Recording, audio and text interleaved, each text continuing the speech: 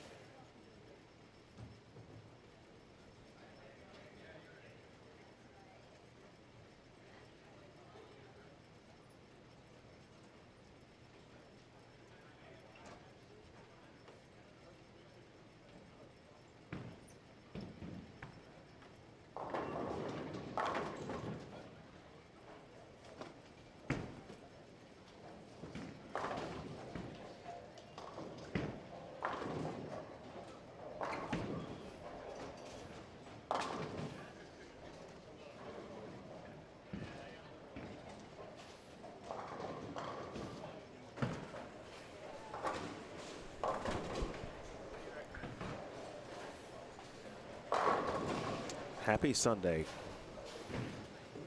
good people of Earth. It is Championship Sunday at the inaugural Agent Ong Open. 46 players have advanced, 44 via the main event qualifying.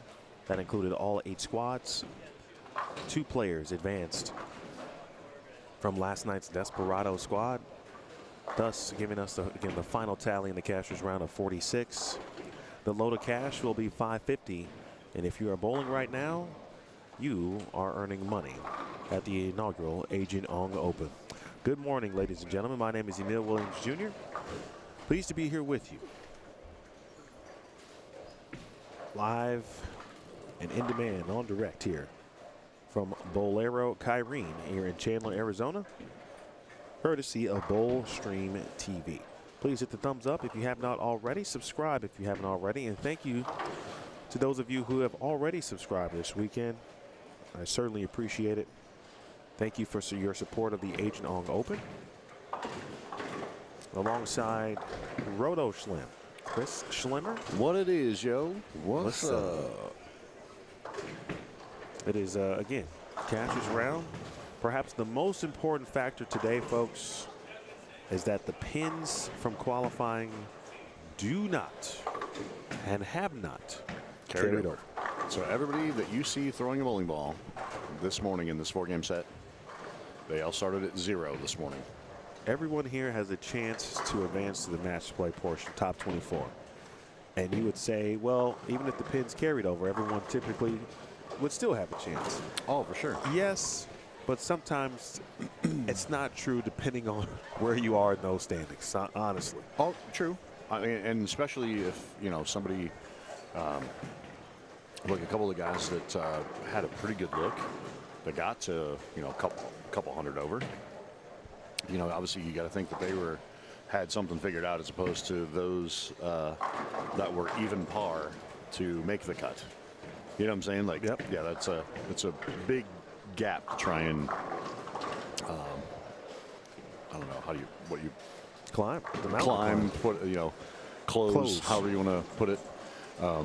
So yeah, this is again part of the format, just to get everybody back and give everyone a fighting chance.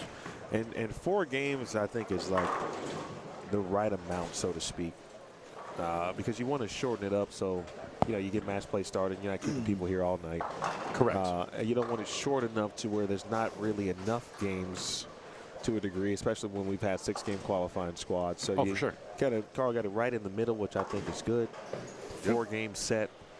Yeah, and obviously for those that are local, you know, obviously it still gives them the rest of their day if they don't happen to make it through this. Right. And when you have terms like this, when people travel in, and like you mentioned, even myself, I've got a flight. I got the last nonstop flight to Utah Tonight at 6:30. There you go. Because I kept looking at it and I said, "What time are you thinking?" He's like, "Well, this and that," and I'm like, "I said I'm going to take the last one." We had the same conversation. Yeah, there's one other flight. And it leaves like an hour later, but I don't get home until tomorrow morning. Like it was weird. one of those deals like through LAX, and Right. it's like you spend 4 hours and you fly the first thing in the morning. I'm like, I don't want to sleep in the airport. It's essentially a red eye. I mean, I love y'all. I love Carl. I love all you guys. But It's, yeah, it's a red eye, but at the airport, which is not yeah, good. Exactly. I'm like, no, it's not that far to get to Utah. Right. So, but anyway, I know there's some others here that, yeah, they have flights booked and scheduled, and Absolutely. just like any bowler who has bowled, travels to bowl events like this or a tour stop, and you always book it, and it's one of those things of, oh, if I'm bowling for 10 grand, I'll change my flight. That's cool. And yeah, it's just kind of the thought process.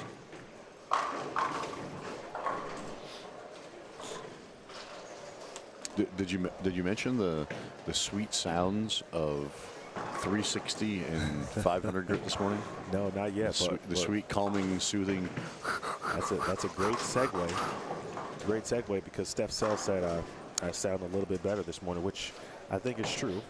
The mornings have been much better for me as opposed to when we get to the evening squads at night. And actually, I was talking to Bree about that. Because I think they're for the coffee thing. I said, yeah, I said Emil needs that. I said it definitely helps him in the morning. I said, I'm thinking my man needs Starbucks about every 2 games. And she started laughing. I said, because that helps. I need a fresh hot water. Yeah, exactly. Yeah, about midway through the block. I feel like I'm sitting. I mean, my guy's got the vocal cord stuff. He's pulling the tricks out that musicians and megastars do. It's funny. I haven't. Yeah, from a bowling is long in general, right? Mm-hmm. So I'm used to it in that regard. But this week kind of reminds me of when I used to call like basketball, like high school basketball tournaments. Okay. Which can be all day. Oh, Right? for sure. Yeah, 8 games. Yeah. And basically you do maybe, say I do 4 to 5 games, but I'm there. Maybe I slide over to do some color for some other games. So it's similar. And it's like, okay, well, you got to go back to some of those tricks there, Dylan My Taylor. man, Dill, show him what's up. So speaking of that segue, Steph, we did hear sounds. In fact, Brett Wolf made a comment during before practice.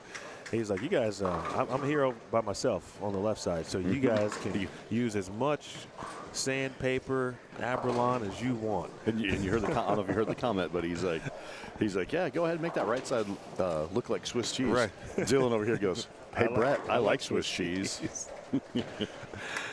And then, of course, Brett just kind of chuckled and turned his head. But, it's, off to an interesting start. Again, these are the advancers. These folks, and I think one thing we'd be reminiscent not to mention, you take like Dave and a couple others that bowled on that opening squad to get here. Yeah. Dave hasn't bowled here since. So, and what's funny is I asked him, so, Dave is one of our sponsors here. Bowling Dynamics has a pro shop here. I go, I said, what's that kind of not fair? I said, you probably have a locker over here in the corner by the restrooms, or you just keep them in your pro shop. And he started chuckling. He goes, Schlem, I don't bowl here. And I go, what? He goes, yeah, I don't bowl league here. Oh, so you actually do have to carry a bag. He goes, yeah, because I bowl at the other place where I have my other store. And I'm like, oh, okay. But speaking of, Dave's got the front 5 over there on 5 and 6. Now, let me get you guys, just in case you haven't seen them, some the standings, the most recent standings, I should say, which encompasses, or should encompass last night. I'll double check that for you as soon as I can find what I'm looking for on tournamentlowl.com. There it is. So if you click on standings like normal, that'll take you to the, so I'll get you 2 things. One, our Desperado, and then the overall. So, boom. Yahtzee. Okay, Dylan. I see you. And my man Dylan was out there doing his thing again last night. And he got it done. I think, and that's one of those things that giving credit where credit is due. Dylan, like we talked about, his unique form and style that he repeats very well. Mm-hmm. And he played, he bowled multiple squads, and he played different parts of the lane. He did. That wasn't one of those things of, hey, I'm just going to keep playing the same spot. I hope it works. So I'm like, we watched him, the one game, I remember back one of his squads, he was falling it back from, it was like 22. And then when he came back by the next time, he was playing like 7. And now he's actually kind of in between. in here on 11 and 12. Anthony Simonson over there with the splits. Has he got 5-bagger behind it? Yep. Yes, he does. In the overall standings, Carson Opella, of course, was the leader at plus 206. Simonson was second at 1376. Brianna Cote was third at plus 93. Dave Serigliano was fourth at plus 90. Robert Smith was fifth at plus 85. And I believe if I recall Theo, and how he was referencing the placings or lane assignments, I should say. Yeah. I think basically like 1, 2 in the standings is A and B on the left lane on 3. Okay. And then I forgot how he works in the right lane, but the left lane is like 1, 2, 3, 4, 5, 6. And then probably what it is it comes from the backside. A lot of times that's what like the PBA do. So, or maybe not, because Kyle King's on that pair. Right, so it's not like a 1, 2, 32. Yeah, okay, the 1, 2, 32. Okay. And Kyle's also not 44th either. Right. Okay. So maybe, so I'll shut up now. I thought maybe that. But you had the right idea. No. I But knew like you you said, were talking 1, 2, and then we've got 3, 4 on lane 5, 5, 6 on lane 7, 7, 8 on 9 and 10 here. Yes. And we'll. I'm assuming the same format, and the left's moving left, the right's moving right. Left is going to move left, so and that's still to hopefully get the majority of the players. And so again, I'm going to hit you this real quick in this morning. What you got? To the left. Oh. Or is it slide to the left, slide to the right? Well, you know what? You know what I'm saying? We got. We can go multiple jams here. As a Chicagoan, okay. We just lost DJ Casper, who was created, of course, the Casper slide, the slide to the left, slide to the right, crisscross. Really? Okay, I did not know. Yes. Wow, within the last 2 to 3 months, he Yeah, passed away. I remember seeing that, but I didn't know that was his jam. Okay. Well, yeah. So I'm gonna go with the DJ Casper slide. all right. Fair enough. For that. Homage. Like it. Hello to Regina and Steve, and I mentioned Steph, GC3, and Michelle. Steve, great question for match play. It will be best out of 3 for match play. Single elimination, best 2 out of 3. So not 2 game total. It'll be best 2 out of 3. And so, yes, that means even if you shoot 120 and win, and the person next to you shoots 250 and win, you're both on the scoreboard with 1 win. I haven't seen a best 2 out of 3 in a while, actually. Yeah, and that's maybe something unique and different to bring into play, and I think this is evident. The number of bowlers that qualified with the number of entries. We've got 44 players, I think. Is that what we said this morning? 46. 46 players. Okay, so 46 players with a chance to advance into the top 24. So yeah, it's good to see this many bodies on the floor in competition. 46, 44 for the main event squads. And if you're just joining us for the first time, the format, folks, was there was 8 main event qualifying squads, and those 8 squads each featured 6 games. We started Thursday morning. We concluded that qualifying last evening. There was also a Desperado squad last night, which was a 1 in 8 cut ratio. The main event squads was a 1 in 5 cut ratio. So we took 44 players out of a total of there were 228 entries. That includes re-entries. And then last night's Desperado had 18 bowlers, 1 in 8 cuts, gets 2 in. And that Desperado was one of the more interesting and exciting ones I've maybe ever seen. It's also the 3rd consecutive tie I've seen in a Desperado squad. That includes 2 Cactus Classic events run by Theo Duthe. So what we're saying is it's Theo's fault? It is Theo's fault. Okay. It is 1,000% Theo's fault. Theo is involved. All right. And a Desperado is involved. There. Yeah. He is. It's one. His percentage is 1,000. He should be playing for the Diamondbacks. He's untouched. What you're saying is he's untouched. Arizona Diamondbacks need a pinch hitter. I'd say they're going to need something. You're going to have to win to stay in. Well, here's the deal, folks. So down on 3 and 4. Was that Simo? Did we confer that? Yes, that's okay. Simo. He's B. So Simonson is doing what he was doing on the fresh during his squad yesterday afternoon, where he went 787 for the first 3. Yeah, he's got a chance to get to 278 open, and then perhaps the next 11. Yeah, he's through 9, so whole 8-bagger. Robert Smith, and since game 3 of his action match with Greg Thompson Jr. way back on Thursday night, he's been a different player. Yep, and I think it goes the same for Greg as we're watching them. They're actually on the same pair here, and Greg seems to be, I would say, lost is a good word at this point in time. That's interesting because I watched him just destroy racks in practice. You know, that's what I'm saying. I mean, and because I'm looking around, I'm looking at, we just referenced Simo down there on 3 and 4, down on 5 and 6. Bree still got 250. Dave's got 260 left. Hopefully it didn't cloud him. The scores look.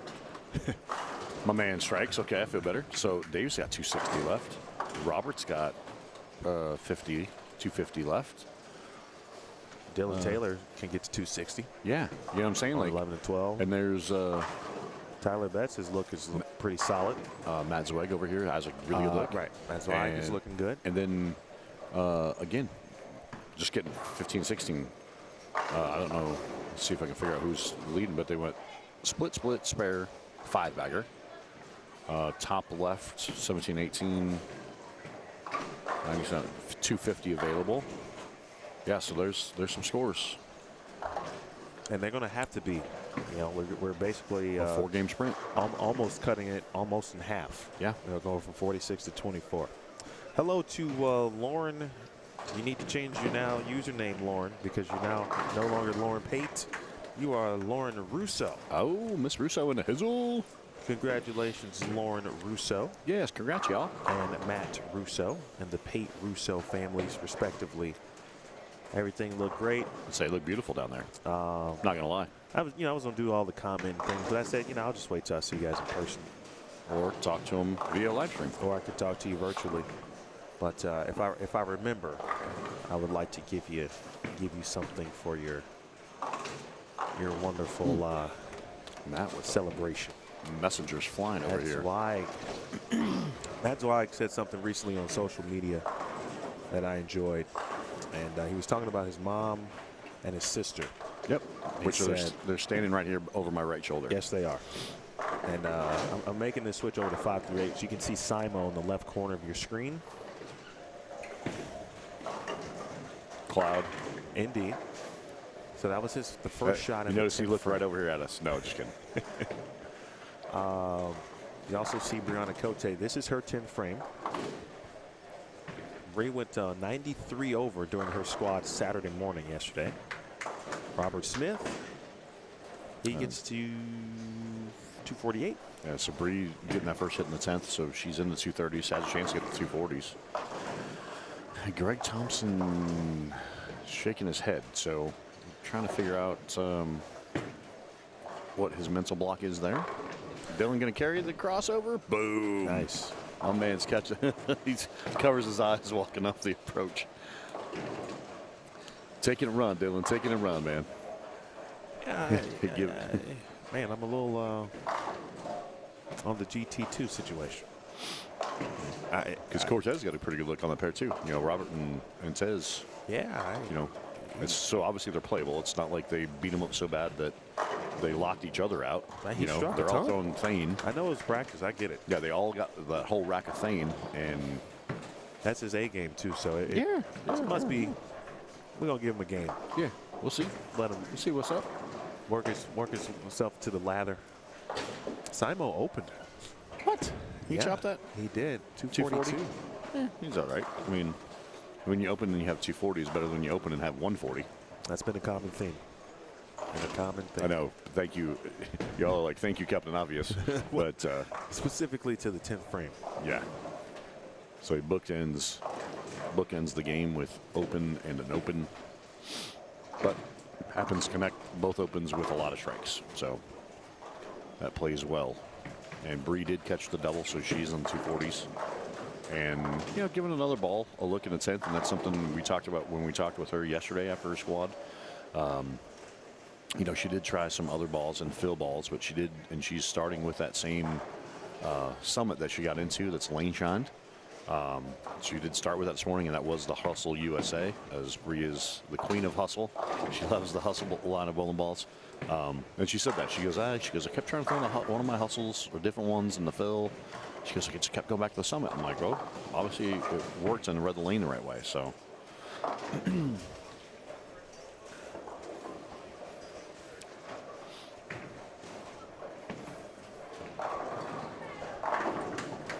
Oh, Dave Sirigliano just got a nice break.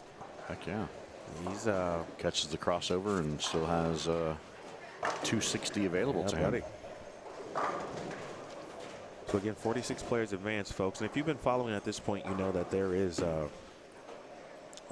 some a few pins of handicap sprinkled, depending on division,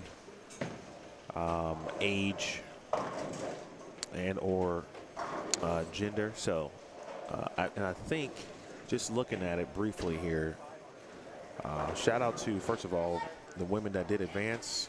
Mr. Sirigliano is going to be in the 260s. Dave actually's got a couple of pins to spare because he is 55 and over. So he gets 5. Okay. An extra 5 a game. Eileen Linares, as a woman who is not a PWBA member, she gets an extra 5 as well. Okay. Oh, Matt good pitch right there.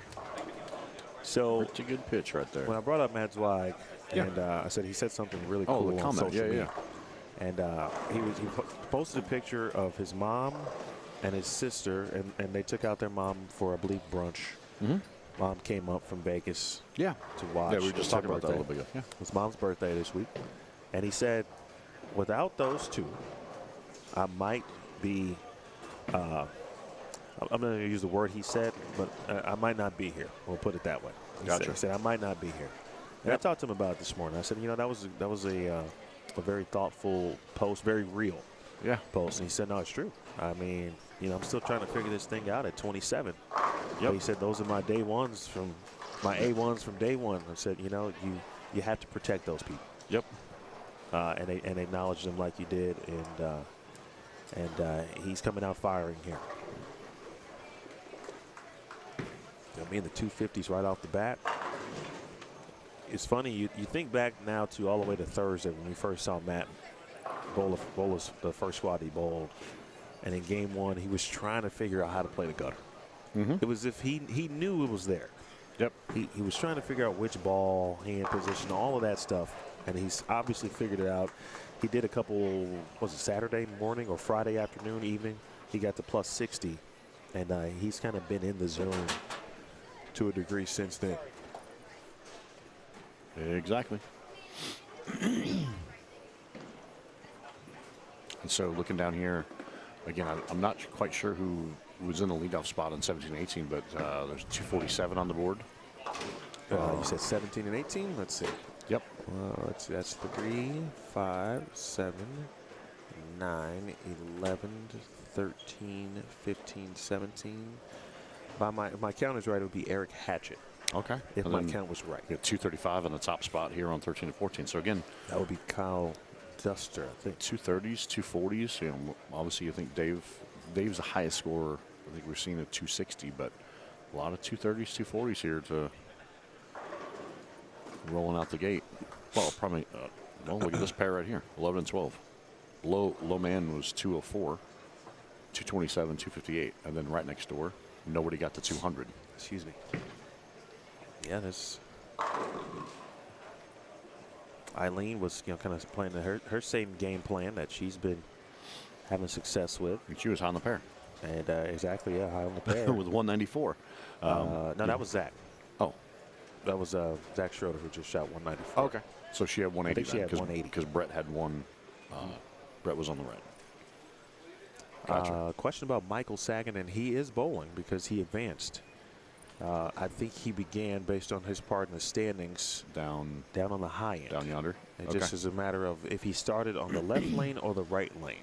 If he started on the right lane, he will make his way down to our camera area quicker than he is if he's on the left lane. Okay. They are. Looks like they're skipping 2 pair today. Okay. Yeah, GT2 was on 7 and 8. He's now on 13 and 14.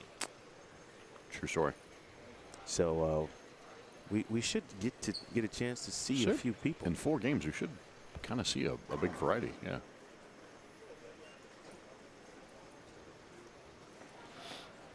Any I won't call it any shocks, but it's early for the shocks. And I'm not talking about Wichita State, although there are a lot of alums bowling. But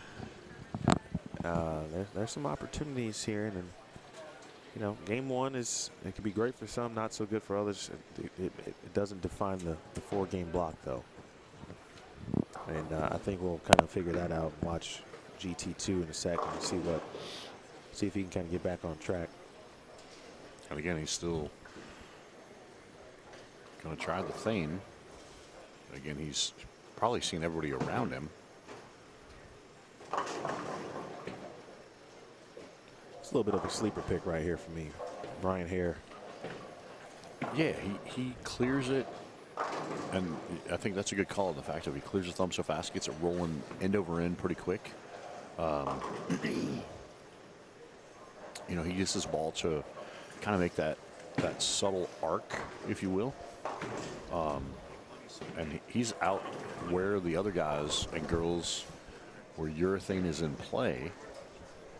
So, yeah, it'll be interesting to see. And it looks to be throwing reactive while the others are throwing urethane. So we'll see how that shakes out. Yeah,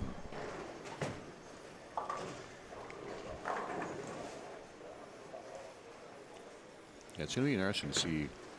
Now we get the transition and move in front of us. I feel like I'm seeing more Thane now than ever.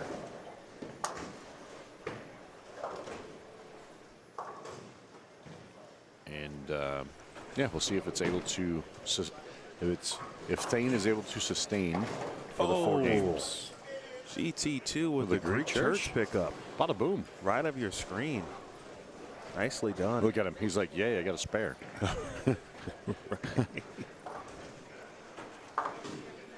He's like, no, I need a sip of my soda. We got Matt Jones, Kyle Duster, and Kyle King. So the Kyles are bowling here on 9 and 10. Oh, wasn't that cute? Oh, someone's throwing out a cut guess already. Wow, that didn't take long. We even have, they got the numbers in already? No, but Theo is. Let's say Theo's right here in front of us. Yeah, he's going down and doing with the his thing. tablet. Okay. Someone in the chat asked, or said, let's throw out a guess for the cuts. And they went with plus 60.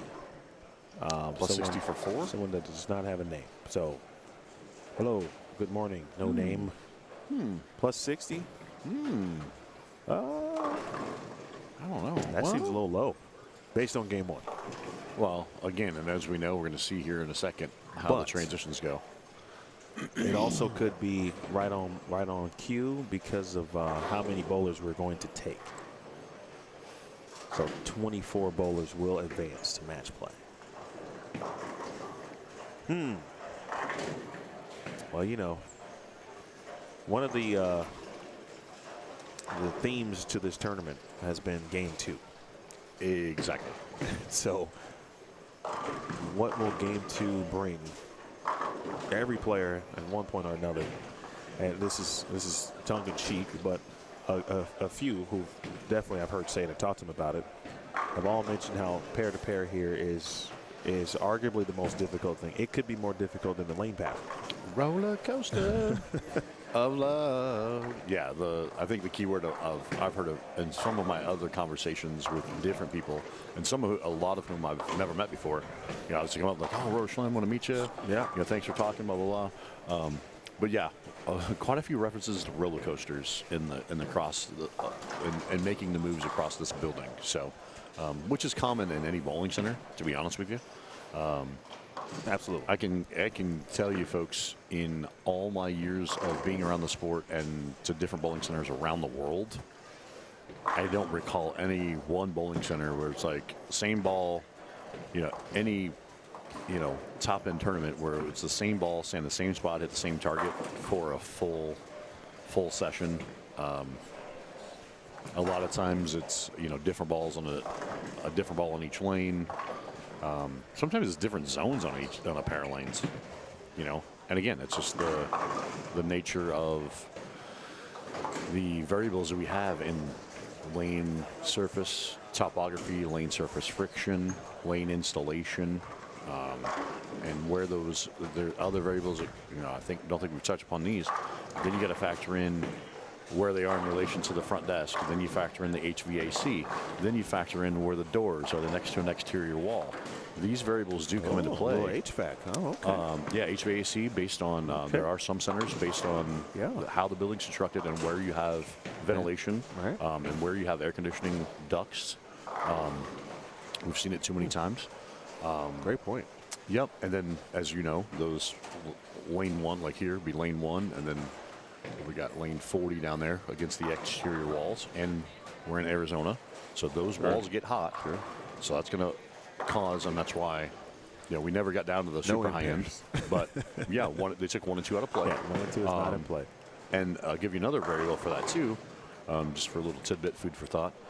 Not only is 1 and 1 usually next to an exterior wall, but 1 and 2 is usually the pair that a lot of times they burn the lane machine on. And when we say burn the lane machine, that's what they do to prime the brushes and get everything functioning. So they actually run that pair twice to get the machine ready to run the entire house. So in doing so, over the course of time, you think about every time they prime or gear up the machine, and now those mechanics that are good, they won't do that. They won't do it on the same pair. They'll put it in rotation. So, say Monday morning, we got to prime the machine. Okay, 1 and 2. Tuesday morning, we got to prime the machine. They go to 3 and 4. Wednesday morning, they got to prime the machine. They go to 5 and 6. So they go to different pairs to make sure that balances out. But too many times we've seen where 1 and 2 or the other end, whether it's 23, 24, or in this case, 39 and 40, the lane machine primes that first pair. So the amount of strips and there tends to be more friction. Let's put it that way. So again, just nuances that are created just by habit, And again, like I said, in terms of open play and the amount of games bowled, this is a Bowlero center. They do have leagues here, but when they are busy, I was told, a busy open play center as well. So a lot of times you're going to get the open play here by the desk because it's easier for them to see kind of the action that's going on, to be able to assist in a faster fashion, as opposed to, oh, hey, we're going to put you down on 39 and 40. Well, the front desk is right here behind us, 11 through 14. That's a long way to see all the way down in the corner, down past the snack bar. And another tidbit, and here's another variable to throw in, because the mechanics here did mention, I was chatting with them the other day, I had a good conversation talking about how they replaced some of the panels here with panels from another center here in Arizona that closed. Yep. Because there were some that needed to be repaired. They told me that down there around, 29 and 30, 29 through 32 is right in front of the snack bar, and a lot of heat comes out of the snack bar with the ovens and things they have. And so that's the head mechanics here telling me that. So they see different tendencies on those couple pairs down there by the snack bar as well. So that's another variable to plug in some cases.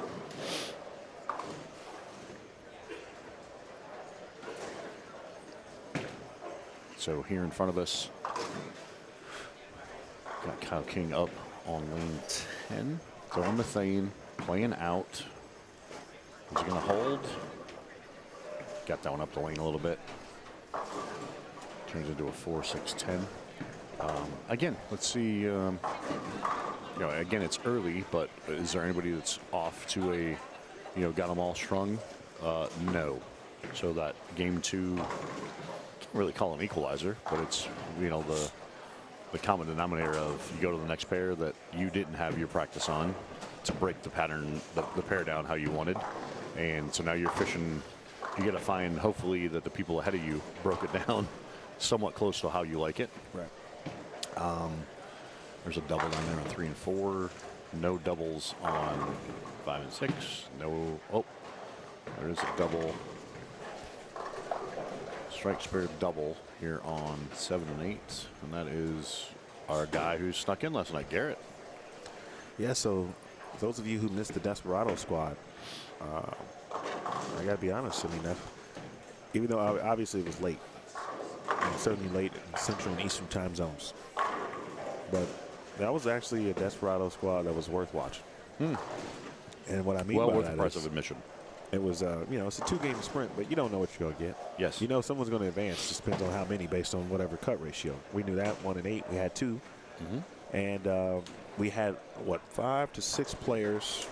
I wrote all my numbers down. I may have moved that paper, but we had 5 to 6 who had 200 or better. But we had some 230s, some 220s.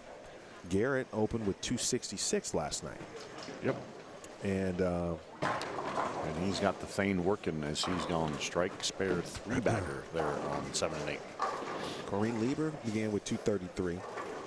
I remember Jason Cragen shot 224 in front of us. He had a couple 2-0s in there. So there were some players who put themselves in good position to start. And we get late into game 2. And here comes Sarah Klassen. And Sarah Klassen is rolling. All of a sudden, she gets to the front 7. And she finishes with 256. She shot 208, so that gets her to plus 64. Of course, we're doing the math as this is happening. Keeping an eye on Garrett Strail at this point. And Garrett Strail struggling on, I think it was like 15 and 16. And all of a sudden, he's in about 7-8 frame. And then Schlim says, well, let's look at the standings real quick. And he's looking, and he's looking. And all of a sudden, he goes, well, Josh has got this string over on 7 and 8. So the only Josh I had written down at that moment was Josh Williams, who shot 200. Well, Josh Anthony had 213, and he had a max of 258 in that game.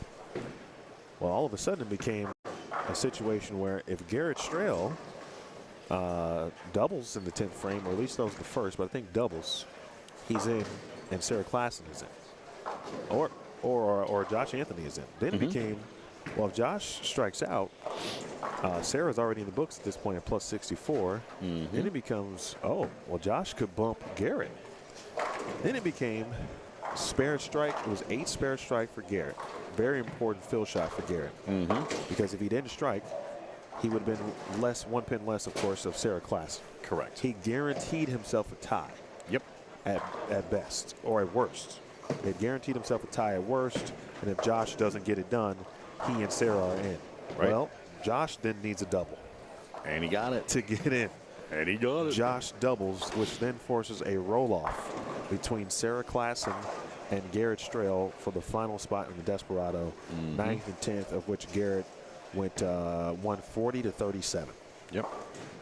So, yeah, it was those are the fun moments where we're like, well, hey, outside, out of nowhere, here it is. And the story, the backstory, to give you a little extra context from Josh Anthony's perspective, Schlim, or Josh kind of came up to Schlim. I think it was between either squads 7 and 8, so the afternoon and the evening squad. Yeah, before he bowled the last squad last night. Yep.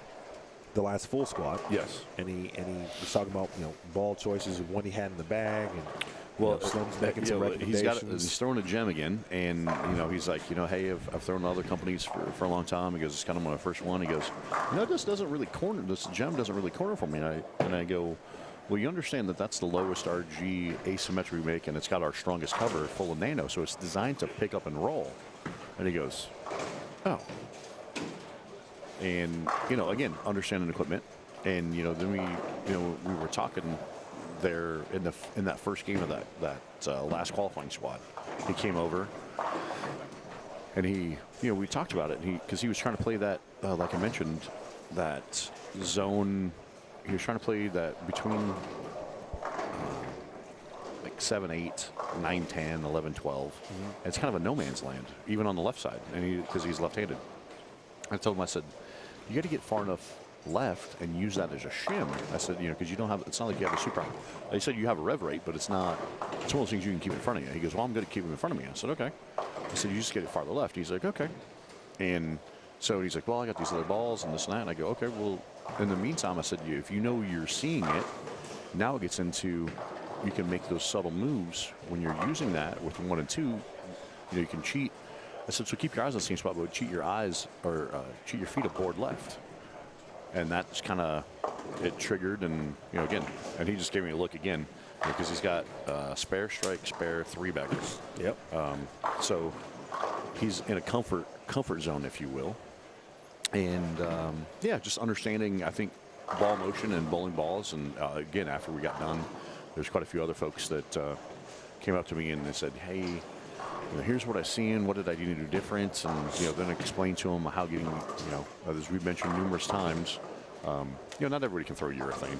It's one of those things. You're looking at all these two-handers and high rev rates and stuff like that. If you don't fit that category, urethane's not going to work the same way. And but anyway, the reactive folks, and it's like, well, you get your core to tumble, and you got to do this and do that. And well, there was a lot of deer in the headlight looks I got, because they looked at me and they go, huh, okay. But again, a learning experience. They bowled and learned, and then obviously with our conversations they've learned. So.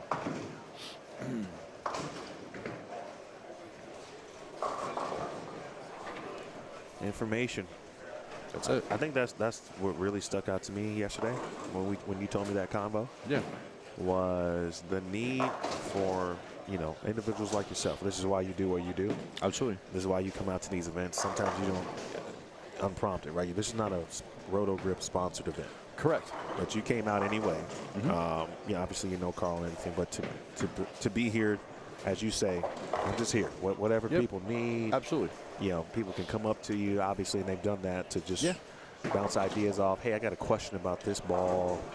Hey, you know what, Slim, I know obviously Roto Grip, but I throw a different company. Is that okay? Can I still talk to you? Yeah. I'm trying to match up numbers. Yeah. And again, it was match up numbers or services, or then I asked them like, well, how about and not just Josh over there, there's other folks too. And they're like, okay, do you have a solid cover stock? Do you have hybrid cover stock? Do you have this? And helping them understand. And again, it comes back to as you progress and get better as a player, and even like Bree said. She bowls on tour. She's one of the best female bowlers in the world. She's gotten comfortable the last few years, and hence the reason why she was Player of the Year, and she won a major this year. And the fact of she's got a better understanding of her bowling balls and the ball motions, and I can't hit that home enough. Understanding. And not to say you have to be a total nerd about it and know every exact detail, but you have to have a general understanding of what this ball does for you. And all too often when I talk to people, I'm like, okay, so what do you see when you throw that ball? Because again, everybody sees it different, and depending on what the layout is and what they're bowling on, they go, well, I drilled this ball, I'm supposed to do this. I go, but were the other variables conducive to making it do that? And that's why when somebody drills a few balls, I'm like, hey, go throw them. Figure out how they play off of each other, because this is your set of, and I always use in terms of golf, this is your set of clubs. You have to know, okay, what can I hit this club this far? Well, you got this other club to go this far. So your bowling balls are the same way. Well, I know this bowling ball can do this. How does this one complement it? So. Big spare there for Kyle Duster, who's struggling a little bit this game. He's had some shots, some errant shots. 3 spare in the fourth, though, makes the washout at the big 4 early in this game.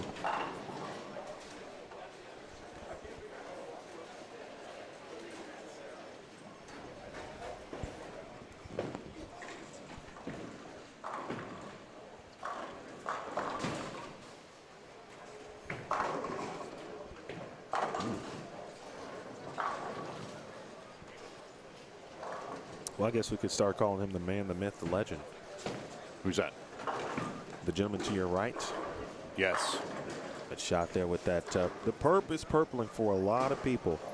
here this morning. That was Matt Jones, but we're talking about Carl Long. Good morning, Carl.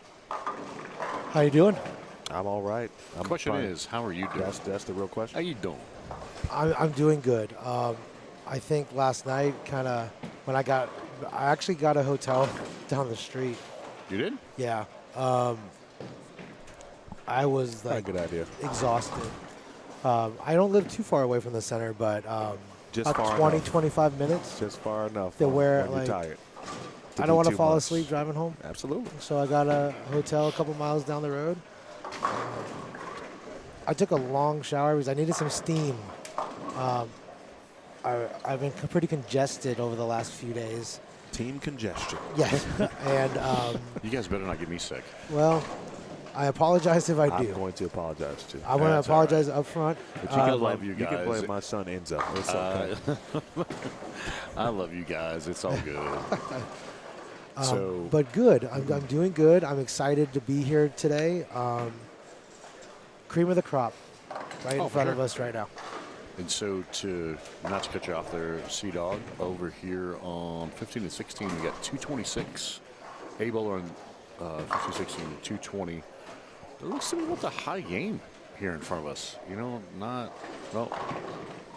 potential over here in 5 and 6, but again, it's the equalizer of transition as you go off the pair that you get to kind of, shouldn't say wall up, but you break them down to in your 10 minutes of practice for that game one and kind of see, oh, hey, I'm going to kind of carve them and do this. And then you go to the next pair and you're like, well, Starts over. they didn't carve them that way. Right. So it's evident. It's proof is an, oh, well, let's see down there. 17, 18, 19, and 20. There will be a decent game. So I see spare, 3-bagger, spare, 4-bagger. Matt Jones or the 5-bagger. Yeah, after, yep, 6-2. All right, so yeah. So there are a couple games. So yeah, it's looking like a possible 260 down there off of 19 and 20. Speaking of scores, game one is in. And Brian Halen out the gates this morning, 274. Dave Sirigliano, 267. Alec Keplinger, 266. We saw Matt Zweig's 258. Robert Smith's 248 we saw. That was Eric Hatchett with the 247 that you were talking about down there. Okay. Bree shot 244 as we saw. Simo 242 as we saw. Ben Perry 235. Adrian Hare 235. She's had a really good look since her second, I think it was her second squad earlier in the week. She was solid then, and she was praying for plus 17 to be enough, and it certainly was. Kyle Abbas, he was the number at even. He shot 232. Briley Hall 229. We saw Dylan Taylor's 227. Justin Sims 225. Cortez Shank 224. Keith Dahmer 215. Kyle King 214. Deron Booker 214. Andrew Kane 210. Ryan Hare 205. Tyler Betts 204. Eddie Van Daniker 202. Tim Simonis 201. And 24th after one game was -1. So this pair here, 13 and 14. Bobby, is it Campanelli? Yes. Again, pretty good, unique style, pretty good bowler. I've seen him bowl and win a lot of stuff. Yep. 6'3", 6'2" to finish out with 168 that game. And he is talking to himself rather loud. So you got to look at, there are some frustrations already because, again, like we've talked about, it's a 4-game sprint. And so you don't want to give away too many pins. You know, if you do have a bad game, you do have 3 other ones to make it up. But you also don't want to give away so many that you can't catch back up, if you will.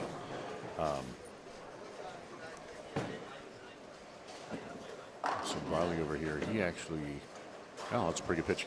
Briley had the first one there in the 10th, so he's still got 2 team left on that pair with Bobby and GT.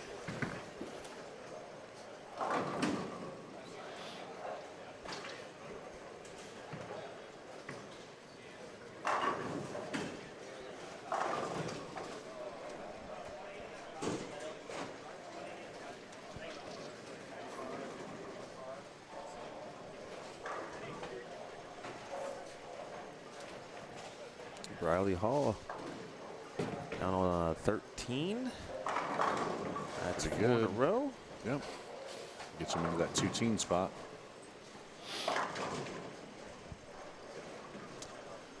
So I was doing the PWBA Twin Cities Regional at Cedarville Lanes in Eagan, Minnesota. Yeah. And saw Mrs. Hall, Briley's mom. And, you know, she's obviously well known in the bowling industry. She's actually the new executive director of IPSIA. She's been around the sport a long time, served in many service roles, boards, etc. And it was her birthday that Saturday. She turned 60 that day. And but she came out to support and be there at the regional. Awesome. And here's Riley out here putting in some work. Yep. And struck out there in the 10th to get to 2-teen. And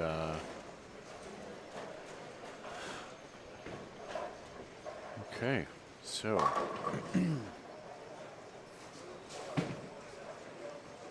as we talked about a lot of, Sorigliano led the way. Obviously, had 260, but 230s, 240s that first game. Now we're the smattering of 2-0s and 2-teens, with a couple folks here still, at 229 here in front of us. Matt Jones and Matt Zweig over there on 5-6 still has a sneaky pop. So Nice job. a decent game. Nice shot by Aaron Carabell too. Yeah. Aaron's been out here too. I think Aaron bowled one of the early squads on Thursday, and then Ramon in the chat let us know that he was from Nashville. Yeah, Nash Vegas. Ramon knows My Aaron. man. And then later I learned that Aaron gets his stuff drilled at B3. Yep. And so he was there once or twice. Oh my. That sounded good. Oh, bottom of your screen, Matt Zweig. Still 9. Oh. Brutal 9-pin there. First shot in the 10th. That's a tough one. Wow. So Carabell here. Let's see where Aaron is. After 180. So just a few pins off the number after one game.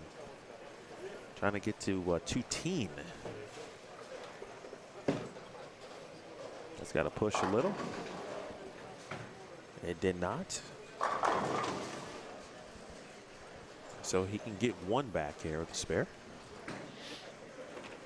Zweig is looking at now 240, 220 with a spare.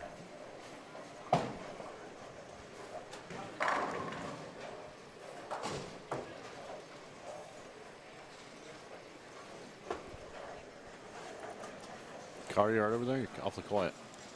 I'm good. Just Did you taking. get your fantasy lineup down then? I did, Attaboy. and I got locked out on a couple of plays. Game mean started locked out? as I was going through it. Oh, are we? Oh yeah, I that's have right. not 4 paid minutes it. out. Yeah, unfortunately, I did not pay attention to any of my fantasy football teams or leagues Oh, this shoot. week. It's a rough year for fantasy football. I don't care how well, great you are. Forgot about I that. was doing well. I'm still doing well. Unfortunately, I have some players that I would not have normally started this week Yeah. had I Or they're had hurt. nothing going on. We should have prefaced. We should have told you earlier. Hey, if you got any football related anything, go ahead and set it now, because you're gonna forget about it. You know, and I wish I would have got that memo. I'm sorry. Yes, thank Yeah, you. we failed you on that. 5 Sorry. minutes too late, There are- gentlemen. there 5 are minutes too five late. minutes. There are plenty of weekends for me. You just where kind of lose sight of. I go, oh shoot, I didn't even start a person. I have multiple players that are Bye out week. today. Okay. Apparently, last minute or maybe even 2 days ago, they said they were out, and I just leave them in the lineup like I'm a fool. And here we are today, a fool. You maybe had a little much on your plate here the last. I had something going on few this days. weekend. I forget what it was. Yeah, I think it was a basket weaving class or something. Some yoga, Goat yoga. goat yoga. But yeah, 2 games are pretty much in the books now, right? Yes, sir. I see some folks walking by, back and forth. Some scratching their head.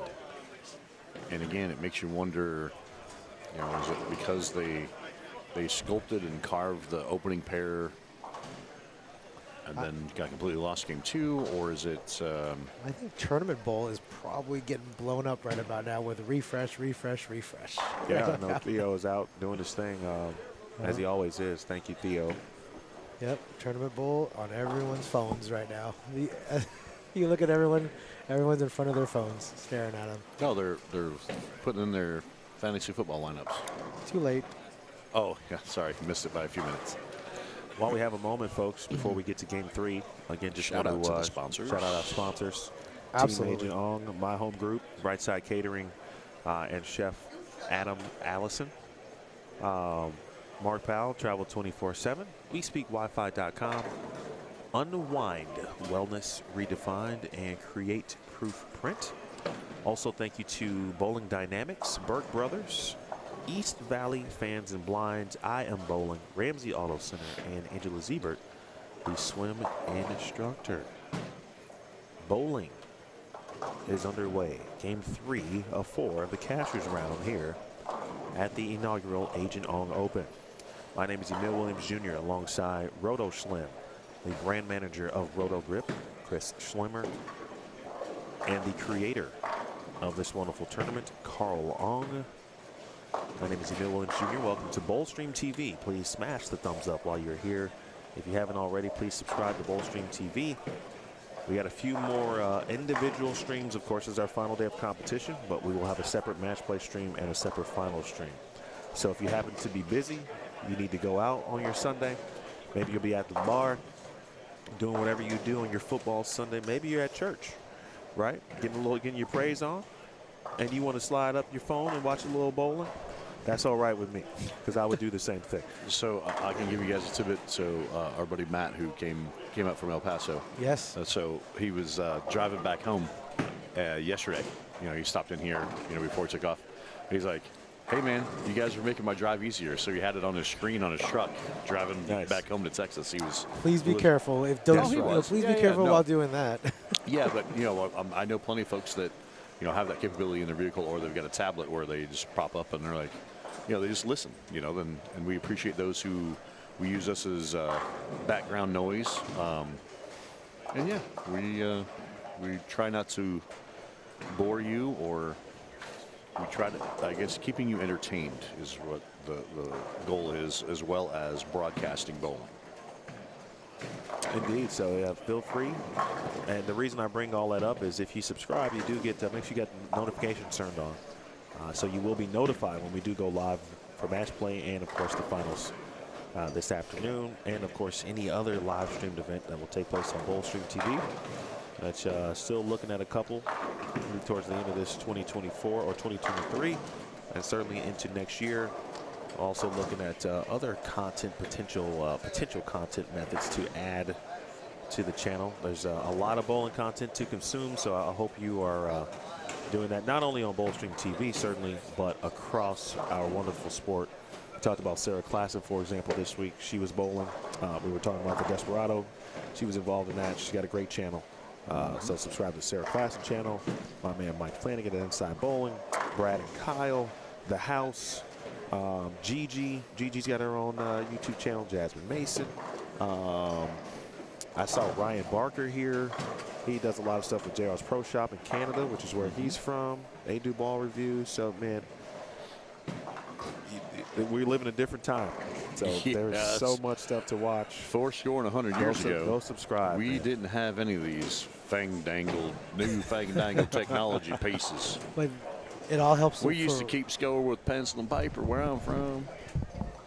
It all helps one goal, though, and the goal is to grow the sport. To grow the sport of bowling. And, as we get stepping into game 3 here, and again, a variety of scoring things on the looks here. Some splits, some 7-outs, a couple doubles. 13 and 14, not sure who leadoff is on that pair. 3-bagger, 8-1. 15 and 16, 3-bagger, 5-2 strike. So, obviously some folks are figuring out the turkey, of 4-bagger, but again, the splits are popping in there. And, Carl, I think from your perspective, I think you got to be happy with the scoring pace. And I know we've talked about it. We touched on it a couple times. Ultimately, from the qualifying rounds, it took even. Yeah. Which I know, like you mentioned a couple times, your target score you thought in your head was Plus, 60 10, over. 210 a game. Yep. 210 a game. But when you make a pattern, I believe like this, and then you throw in reference to, we say thane, it's obviously urethane, but quite a few racked balls as well. It's just a vast variety, and there's no, we got righties, we got lefties, we got guys, we got girls, we've got two-handers, we got one-handers, we have urethane, we have reactive. Like, we've got the gamut, bro. Like this covers like all the bases. So Age groups. yes, and age groups. I forgot that one. Yeah. So it's pretty cool to see. Age groups. Yeah. Yeah, we do I mean, have. you look at. I mean, yeah, the spectrum of ages. You know, we got a different couple. states, different countries, Right. all represented here today. A couple of the best seniors, certainly in this area. Keith Dahmer, Bob Wiley, Dave Sirigliano, who have advanced. And those are seniors that I know for sure are seniors. So there might be some others too who are so young that, we don't even know that they're seniors. Right. I mean, if you follow on a tournament bowl, you'll notice it. It's there. There was 5 total individuals that are still alive that qualified that do have sticks in one form or another based on either gender or age. Age. That's correct. So again, I think it comes back to what we talked about and how this format, how that works together. You said 5 out of what we got, 40s. including with the Desperado, 46. 46, Yes. including the Desperado. So it's not, and I think there was, and again, I think it's maybe some people don't understand or the philosophy behind it. We kind of covered it numerous times. It just works. You know what I'm saying? Like, it wasn't, oh my gosh, well, you're going to do that. Well, over half the people are going to, Right. get pins in some capacity. It's not, no, that's, Right. that's not a thing. People attached to the idea, once they saw, oh, this person might get this or this person might get that, they had a false sense of something that wasn't really there. Correct. And I understand it, and I'm not discounting the theory. Could those 5 pins come into play during match play? Absolutely. But it's been stated since day one. It's been on the flyer. It's been promoted this way since day one. Everyone here that bowled the tournament or even in the finals know that this is the format. But did it affect the overall competitiveness and how you qualified? No. I think you bowl the best you can bowl, and however the chips may fall, they fall. Absolutely. And like I said, I haven't heard anybody, bring it up as an issue. I think it has been a little bit of rumblings prior to the flooring of this tournament. But I think here at the center, at the tournament site itself, from what I understand, everyone's asking, when are we doing this again? I want to calendar it. Yep. I talked to Carson Opella's father a little bit ago. Yeah. He came over and said, Carson lives in New Mexico. Yep. Okay. And is, unfortunately, I think for his father, is moving to Indiana potentially. Carson might be moving to Indiana. Okay. He said that even if he moves to Indiana and won't be as easy to get to, he loved this format and he appreciated how we ran it and the amount of the field that we had. That he said that Carson, no matter where he moved, he was planning on coming back. He would still, perfect. That's awesome. Well, we could just fly together. Well, yeah, because you'd probably be out of the same airport, depending on what part of Indiana. But I think that's that again, Carl, we talked about it, bro. That speaks volumes, and then you get the. I think it's funny too. The fear of when you get touring players, if you will. Now, granted, yeah, Simon made the cut, Brianna made the cut. Hope. Obviously, I talked to her after she got done. She's reigning PWBA Rookie of the Year. Hope Gremley didn't make it. And, and Sarah Clausen, she bowls a little bit on tour now. She didn't make it. And you take some of the other tour guys, obviously they did. Again, Simo's on the kind of an anomaly because he's elite and in that next level. But, prime example, I've known Michael Haugen how long now? 20-something years. And me and him had a chat before he bowled that last squad. I said, "You gonna bowl?" He said, "Dude, I don't know." And I literally, he was already swaying that way, but I had to push him the rest of the way. Right. He's like, "Yeah, I guess what am I going to do? Go home and watch TV?" Or watch the tournament, wondering why you're not bowling? Or watch, watch, at the time we were watching the baseball game, sitting over there. Right. And, but anyway, he knew he was close, and he's like, "I just got to get a couple hits, this and that." And again, he's won majors on the PBA Tour, Right. but it took him 2 squads to get in. You know what I'm saying? Like, it wasn't like all the touring players bowled 1 squad and they were in. Auto in, right? You know what I'm saying? So that speaks volumes in the fact of you forced, I shouldn't say you forced them, but it just shows that anything is possible, I think is what I was trying to get to. So. Right. I mean, anybody right now is on this field can win.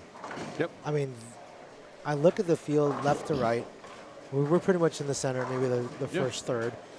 And as far as I can see, every one of these bowlers out here has credentials. That just has a, not a professional resume by any means, but just can flat out bowl. And Young and old. Young and old. And to all the people out there that, debated about bowling, if you didn't, I hope that, hope we see you again. Not just my tournament, go out there and bowl. There's so many opportunities in your local area to bowl tournament clubs, if there is. Go out there, search them out. Go get your feet wet, and make some and at the end of the day, make some new friends. This is such a small community. As much as big bowling, bowling as a whole is worldwide. So tightly knit, this community. The 3 of us here in this booth right now, we don't live near each other at all. No. But we can pick up where we left off as soon as we see each other. And we've, I can throw this little tidbit as we're talking about diversity and bringing everyone together. Truthfully, and it's been used by others than us, but we actually did a marketing campaign some years ago with Storm. Bowling is the original social network.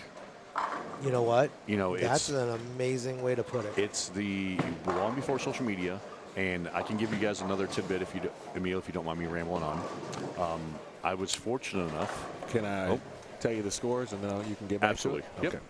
Yep. Let me get the scores in real quick, because Alec Keplinger has gone 266, 269 for the first 2. All right. There are got a little something figured out. There are 2 players who are 100 over after 2. Wow. Kep at 535, Brian Halen at 500 even. I'm going to skip down to 24th because there's a 3-way tie for that number at the moment. After 2. Minus 19. After 2 games is 24th. All Minus right. 19 after 2 games is 24th. And there's some names below that number and well below it. We're just talking about Carson, and he is struggling today. 175, 155. Oh, wow. For Carson, which is a little bit surprising. We were talking about GT2 and his slow start today also. So, it's always day by day, squad by squad. You never know what you're gonna get. Very much like Forrest Gump bowling. So yeah, 24th, folks. Minus 19. 3 players are in that number. Aaron Carabell, Eddie Van Daniker, and D-Ron Booker at the moment. Back to you, Schlim. Yeah, that's an interesting tidbit. And obviously, here we thought the way the pace was starting out game 1, like, oh, hey, it's going to, you might have to average, 220 to get to over the cut number.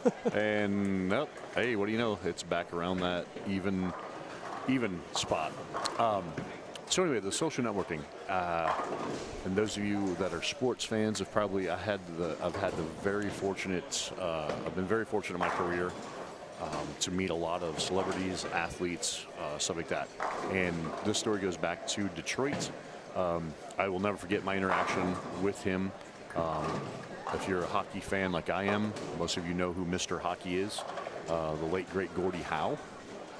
And when I got to meet him, he threw out the inaugural first ball in Detroit a couple of years. But anyway, huge bowling guy. Had no idea. So he comes in and is like, hey, we're going to have Gordie throw out the first ball, this and that, and he's going to interact with some folks and blah blah blah. So I get a chance to sit and talk to Gordie Howe, and talk to Gordie Howe, and we got to talk to him about his career in hockey, because again, I'm a hockey fan. He signed some pieces for me, and we get to talking about bowling. And anyway, going into this social networking, he goes, well, you know why the Detroit Red Wings didn't play on Monday nights during my career? And I looked at him and I go, well, no. He goes, me and my wife met at a bowling center. Wow. He goes, I knew, I said, okay. And we get to talking about the stuff. He goes, yeah, we met at a bowling center. He goes, we love bowling. He goes, got some other guys on the team and their wives. We had a mixed league. Our team, all of us guys, we bowl on Monday nights. So we told the league that, hey, we can't play on Monday nights because we got to bowl with our wives. So they didn't play because they bowled league. Yes. That's dope. Yes. And again, this is back long before the league expanded to where it is now. And I looked at him. He goes, you think I'm joking? He goes, you can ask any of my boys that are still around. He goes, not all of us are around anymore. And again, this is late in Gordie's career, or in his life, I mean. And sure enough, I went back and kind of checked some stuff, and I'm like, man, there was a long stretch where they didn't play on Monday nights. That's because Gordie and the boys said, hey, we bowl with our wives, and we bowl league on Mondays.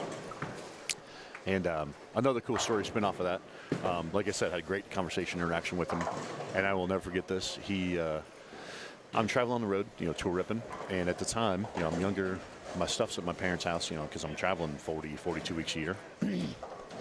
And anyway, I get this call from the office, and they go, hey, you got this package arrived. What do you want us to do with it? And I'm like, what do you mean a package arrived? This is a storm in Utah. And I'm like, I live in Illinois. Like, what's going on? And so the office goes, well, we can just send it to you, blah, blah, blah. I'm like, yeah, that's fine. So I let my mom know. My mom worked at the post office. So I said, hey, there'll be a package coming, blah, blah, blah. She's like, okay. I don't know, a couple weeks go by, again, I'm still on the road. My mom's like, hey, you got a package. And she goes, from Storm. She goes, is this something you need me to get to you while you're traveling? Like, is it something you need for the players, blah, blah, blah. And I'm like, no, I don't think so. I said, oh, that's something whatever showed up at Storm. She goes, you want me to open it? Yeah. Open it up, and I still have it to this day on my entertainment center. Gordie Howe sent me an autographed photo of me and him because I gave him a bowling ball. Wow. And so it's me and Mr. Hockey, and it's signed, to Chris, thanks for my bowling ball, Mr. Hockey, Gordie Howe. And, that's one thing I'll always cherish. Wow. But anyway, yeah, going back to the social networking, that's the cool stuff when you hear stories. And like I said, the original social network, because that was one of those things. That's what you did back then. It's like, oh, what are you going to do? Well, you as the old folks would say, oh, we went and hot rodded around town, or we went and hung out at the local drive-in, or we went bowling. Like, that was the thing. And so, anyway, that's where you made friends, and that's where a lot of relationships were created. I'm sure probably a lot of relationships ended, because that's kind of just how it goes.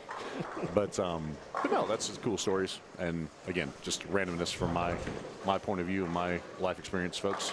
Appreciate you sharing that, man. Yeah, pretty good stuff. As we're winding down game 3 here, we got 2-12 over here on 13 and 14. I got a big game going here in front of us. 9 and 10. Yeah, it's an opportunity here for Abbas, and then Brian Halen, who was plus 100, can still get to 2 O's, but obviously he's in great shape with the game left no matter what happens here. He's already got the first one at the 10th. Mr. Alvarez trying to get something started and at least save 190.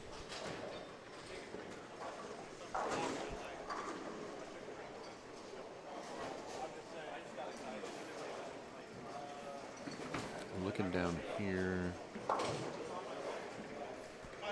Yeah, so again, we're seeing another, and maybe it's transition, or maybe it's just angles not lining up. Here on 13 and 14, a couple had 212, 211, 180.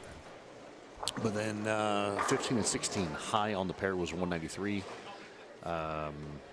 17 and 18 looks like. Wait for. There's only one person that has a possibility to get to 200 on 17 and 18. 19 and 20. 19 and 20 has, looks like somebody's got a chance of maybe 220 down there. But then other folks are already down that way, already getting into game 4. So we got some, again, when you're moving, skipping and going across the house, it changes the. Yeah, this group here was last to finish. Oh, I'm sorry, Okay. last to start Okay. game 3 because they were waiting. Essentially, we had to wait for those on the high end to make their way down. down this way, right? So again, minus 19, the number after 2, and 3 players own that number.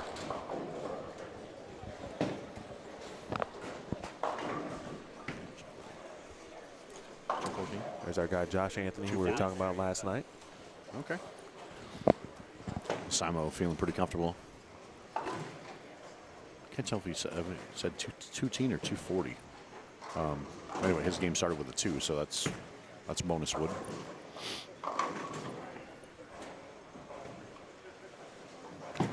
Fitz got a chance to double up and get to 210 here. May the force be with you with that jersey on today, right here in front of us. Yeah, Mike is Fitz is a Star Wars. He would have got that Star Wars analogy I tried to throw out yesterday. Obi-Wan Jabroni or whatever you had. Well done.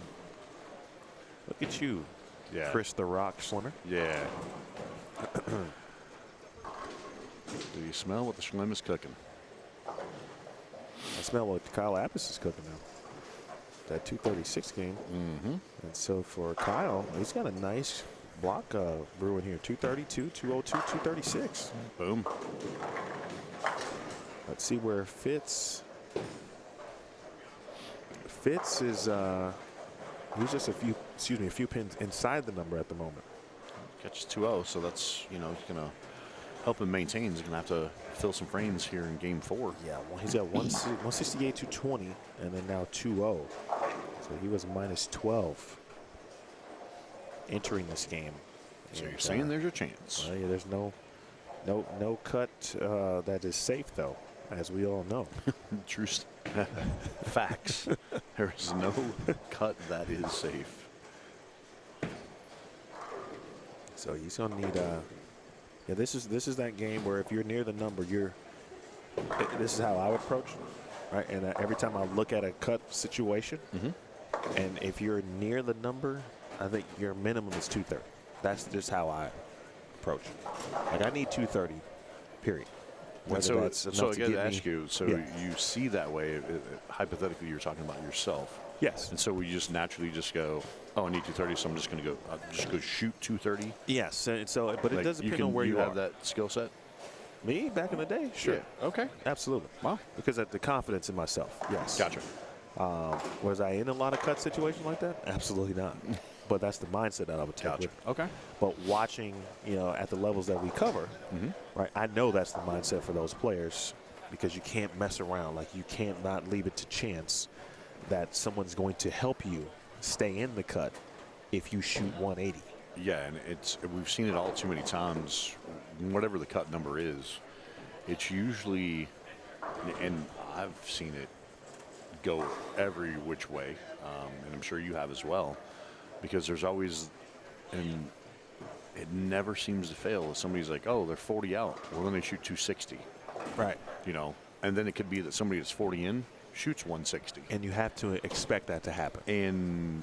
and then it's like, well, then the number didn't go anywhere. So- or then there's times where you're looking, and it's like, wait, the number just went up 40 pins that game. How's that even possible? Right. And you've seen all the variations and the in-betweens, that's for sure. You got to expect that to happen. You got to expect someone who is outside the number to go big or go home. And they're going to go big. And then there's, unfortunately, someone who's in the number, catches a couple bad breaks. All of a sudden, they are at 180. Catches a bad break or a bad pair. Yeah. Bad pair. They're giving back 20. And then all of a sudden, maybe you're right in that middle. And you say, well, the only way I can get in, or mentally, hey, I got to put 220, 230 up on the board. Yep.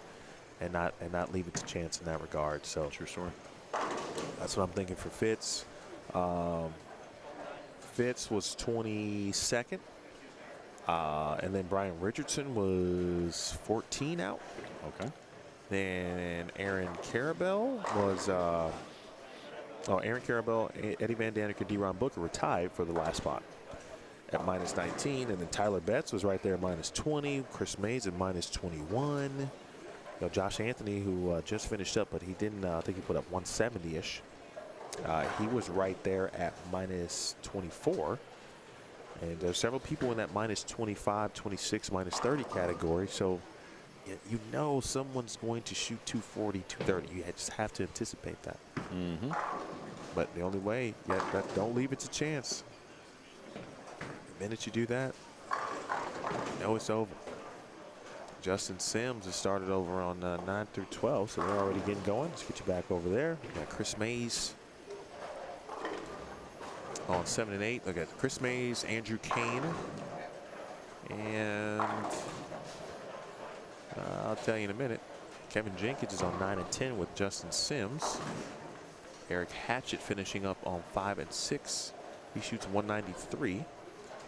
Eric Hatchett was in 12th. He was +20. So he dips to +13. And D-Ron's got 2-0. D-Ron, that's a big 2-0 because he was in that tie at the number at -19. So he's going to gain a few pins. In fact, he's going to gain 8. Now that's official. Mm-hmm. So he is now -11. Aaron Carabell also tied with D-Ron Booker. Oh, I'm sorry. Aaron was tied with D-Ron Booker. Is going to shoot less than D-Ron. And so Carabell more than likely is going to be on the outside looking in with 1 game to go.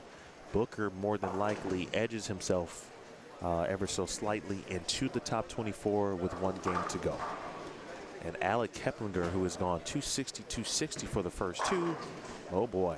And Kep looking like the collegiate player of the year that he was at Wichita State. First team All-American, Junior Team USA, Team USA, et cetera, et cetera, et cetera, et cetera today. Et cetera, yada yada, bada boom. Yes. Ramon, by the way, to your question earlier about WeSpeakWifi.com, if you are still with us, I didn't get a chance to see the kind of the installation process, but Carl was kind of keeping me updated on everything, and so I didn't see it to be able to kind of put a little info to your question.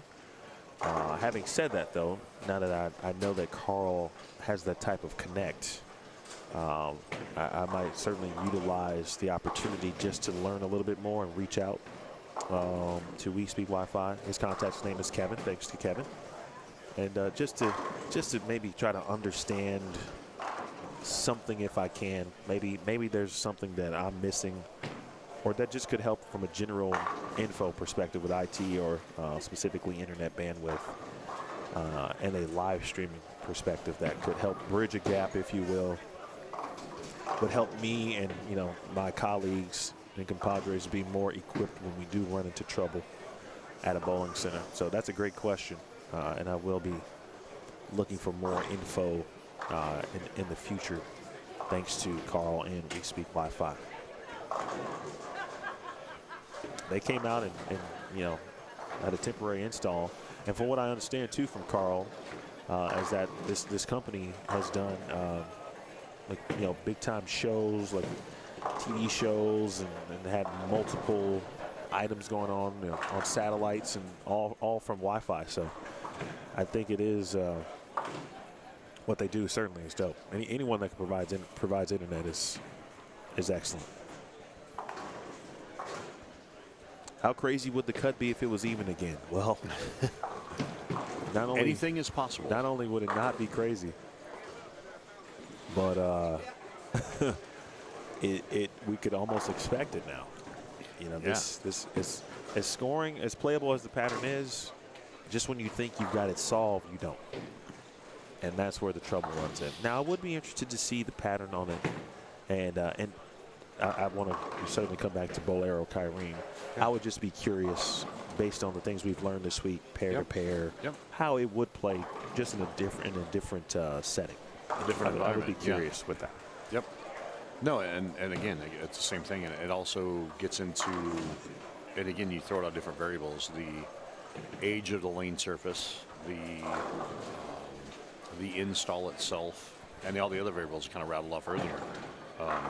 Again, it's all too many times we hear people like, "Oh, I'm bowling this pattern, blah blah blah," and again, until you get there to actually throw shots on the surface and let the lane tell you what to do, it's almost an educated guess, if you will, and usually heavier on the guess part. Because I can remember back in the day when this whole pattern thing started. Yep. And prime example, a number of times I had people come up to me, you know, going back to the original animal patterns. People come up to me and they're like, I'm bowling regional this weekend, and I'm bowling on shark, and I'm averaging 250 in league. Can I expect the same thing? And I'm like, well, if you're averaging 250 in league, you're not bowling on shark. They're like, yeah, I am. I'm playing the gutter. And I'm like, it's a 44-foot pattern. You're not playing the gutter. But, you know what I'm saying? It's like and again, it's the type of lane machine. It's the type of lane oil. It's the type of lane surface, the age of that lane surface, the install, all these other things. So, but yeah, you can take, and we see it all the time in other stuff. But here's the other thing too. This pattern, the only way to, I guess, if you really want to dissect it and make it what you just mentioned, Emil, is we'd have to take this exact same lane machine and apply it in a different bowling center. Because you can say it's the same pattern, but you're putting it in a computer, and how well is that lane machine running? You know, and again, those things are as expensive as cars. They have a lot of pieces, parts that go to them. And it could be that you type in and it all says it's the same pattern, but that's another variable that, you know, and even to the lane machine speed. You know, if it happens to be that the lane machine is, the speed of it going down and coming back is off by 1 or 2 miles an hour, that changes the pattern completely. So, yeah, there's just so many variables that you got to take into account. If you're just joining us, folks, we are into Game 4 of the Cashers round, the fourth and final game of the Cashers round. The top 24 will advance after this game to match play. Top 24 will advance to match play. Emil Williams Jr. with Chris Schlemmer, Roto Slam, and he is I, and I am him. We are nearing, again, the end of this round in particular. There are some names that were at the top or near the top of the leaderboard coming into this morning that are right now on the outside looking in for match play, which, you know, sometimes that does happen as well. You got players who come in, you know, almost with that nothing to lose attitude, if you will. And again, the pins did not carry over from qualifying, so everyone here started at 0. So essentially a new tournament this morning. And we're going to get into a new tournament once we get to the top 24. Facts. Brian Richardson here. And Brian is near this number. I believe he is one of our senior players competing this week. I either saw him bowl the Cactus Classic or the Mexico Open, one or the other. But he was in 23rd, just a few pins in front of that three-way tie at -19. Let me click refresh. Standings aren't yet updated. So players to kind of look at right now. Brian Richardson on 9 and 10. D-Ron Booker on 11 and 12. Earlier we had a question about Mr. Sagaden. Michael Sagaden, he is now on 11 and 12. So someone, I forgot who was looking for Michael Sagaden and where was he bowling. He is now on 11 and 12. Catches the crossover. I tell you what, starting with a double. Spare double. After 2 games, he was in 35th and -38. So unsure where he is after 3, but a big game might help him get to that number. Let's see, where is Andrew Kane? Oh, let's do the old Command F. Andrew Kane was 14th after 2. Chris Mays was -21 after 2. So I think we'll be taking a look at Chris Mays. Where's Mr. Simonis? Tim Simonis was 14 over. He moved from 11 and 12 down to 5 and 6. I don't think he had too good of a game either. Okay. That third game either. And not to bring attention to it, but I guess I have to. Ari Wilson over here on 13 and 14 is halfway there. Yeah, and Ari did not start well at all. He was 70 under after 2 games. Oh, wow. Yeah. 70 under after 2? After 2. Oh, wow. Wonder what he had in game 3. We'll find out here in a second when those scores get posted. So what you're saying is he probably needs all of these, potentially. Or yes. And for the sake of it, probably a little help. John, I saw your question. If you're talking about Simo on in the scoring pace perspective, he was 49 over after 2. If you're talking about where he is right now in the lanes, he's over on 17 and 18. He's 17 and 18. He went 8 out, double, 9 spare, strike, and step it up here on the 7th over there on 17 and 18. Justin Sims was 10 over after 2. All right, we got scores updated after 3 games.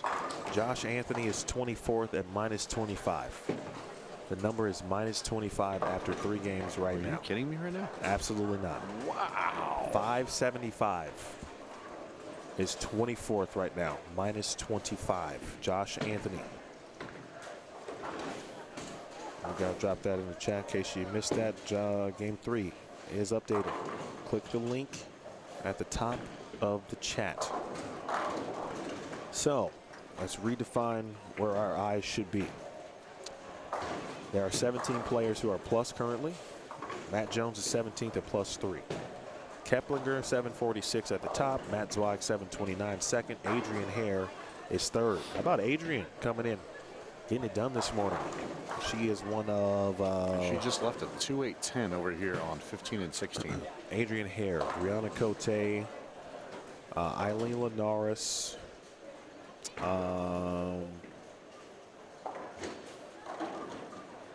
that the 3 women who advanced to Cashers round. Yeah. Okay. So we might have 2 advance to match play. All right. And I'll tell you, remind me, there's a tidbit of info that I think that's important to share with the viewers or as a reminder once we get to match play. Yes, sir. So you said Josh Anthony is the number. Yes, at yes. -25. What you and I just literally talked about, he's on the same pair as Simon. Josh goes strike, spare, 7-bagger. Okay. That number, so he's put himself into the number. So it's going to be seeing if he can finish out there. But, you know, it's one of those things of he's going to make a big jump. How does that affect the number? Does it leave it around there? Does somebody else fall out? Well, so here's the deal. So Anthony is 24th. Brian Hare 3 pins in front of him at -22. GT2 is -21. Okay. Deron Booker -11. Fitz is -9. Simonis is -7. Sims is -3. Ari Wilson, right of your screen, looking for 8 in a row. Bang. Got it. Ari Wilson at 512 for 3 games. 512 for 3 games at -88. If he gets it done, that would move him to plus. And the way the number is currently sitting, that would get him in potentially. There is a situation brewing at the Agent Ong Open, So you're ladies and saying gentlemen. there's a chance. That's what I love when you get to this spot of What the do we tournament. just talk about with these cut Awesomeness. numbers? Absolutely. It's going to happen. It happens every time. Someone who it looks to be out makes a run and makes people sweat. Minute perspiration. If you If you take nothing back to Utah with you, So my bad. take back minute perspiration. Josh Anthony there. So he now just got the 7-bagger. So he got strike, spare, Excuse me. strike through 9. So Okay. he's going to step up in the 10th. He can shoot 280. Yes. He's in. I'm going to say he's in. Going to go on a big limb, you know, because I said I'm a big guy. Really big limb. Yeah, he's in.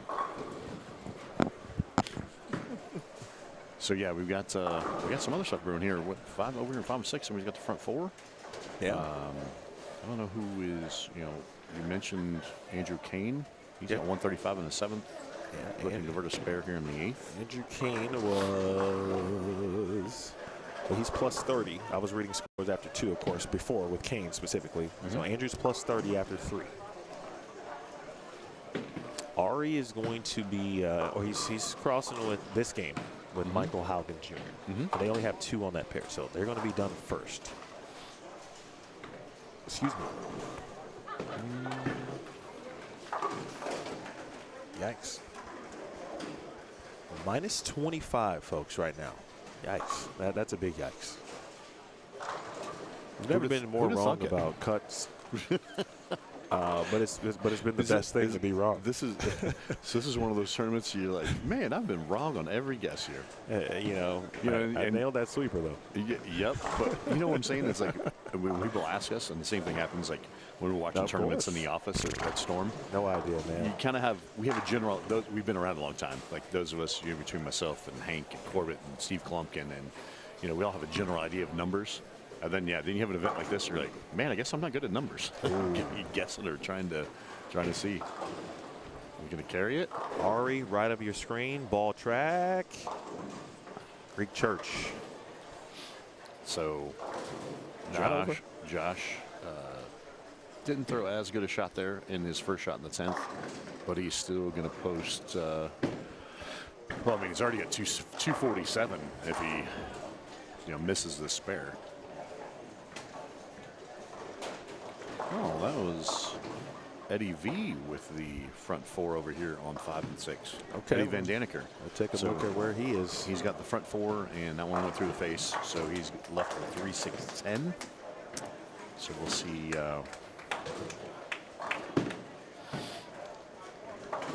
So Ari did get the.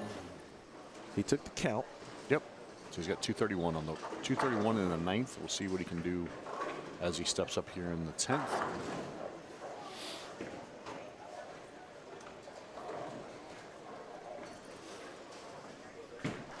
His max is 261. Yep. And that would get him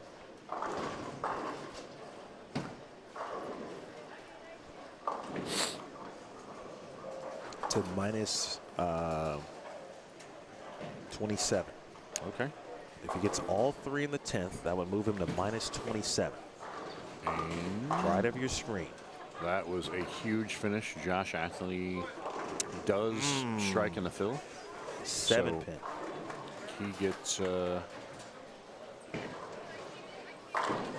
he bowled on the wrong lane. Oh, jeez. Did he?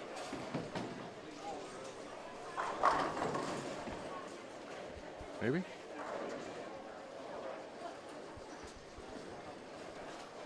Oh, Simon went to talk to Carl. Spare strike for Ari would put him at minus 37. Okay, so don't look now.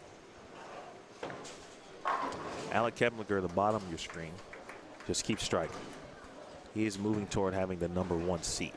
Okay, and so I got to ask Fitzmagic, what was his number? So Michael Fitzgerald. Fitz was minus 9. My man's pacing 279 through 8. He's down on 3 and 4, right? Yes, sir. And there it is. Double, spare, 5-bagger. Number looks like it's going to go up this game. All right, so thought Josh shot you through a strike, and they made him go bowl in the other lane. Yeah, he just I think he was just excited that he knows he now made the cut, and that's why he threw it in the wrong lane. He got 7. Looks like he got 7, so he puts up 250. 256 or 258, whatever that is. 256, I think, down there. Maybe 54. I don't know, 250. Okay. Speaking of 250, Ari shoots the ever popular 251 game. He's minus 37.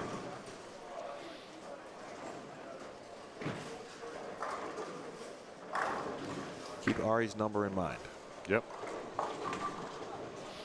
Okay, let's see who's in front of us. Who we got here? Kevlinker no longer counts. Trip it? No, Chris. Uh-oh. Chris Mays. Chris Mays was outside the number by 6 pins. Oops. Sneaky. Let's go full screen to Chris Mays. Right of your screen. Wind up and the pitch. There he is. And there it is. Chris Mays is in the 250s and moves into plus and certainly inside the top 24. Andrew Kane is going to be in the 2-0s. He's going to be plus. D-Ron Booker, though, is in a situation. Yeah, that's not looking good in that situation. D-Ron at minus 11. So he has now watched Chris Mays essentially go around him. Josh Anthony has now gone around D-Ron. And if he's not careful, Ari could go around him. Yeah, and he's got a big, see if he can try and convert this. This is like a must-have split right here. Oh, gets 2. So he's going to have to he's going to have to post a double, I believe, at least. Kept, flat 10. If D-Ron throws all 3 in the 10th, he would remain in front of Ari by 5 pins. But he needs all 3. Needs all 3 to do that. Wow. Chris Mays shoots 258. Okay, you mentioned Adrian, right? Is she comfortably in the number, or she was at 701 after 3. okay, yeah, because she left a 2-pin here on 15 and 16. She got She should be okay. 138 strike up in the 9th, and converts that spare. So she's gonna get she's gonna be in the 170s. So she's gonna lose 20-something pins.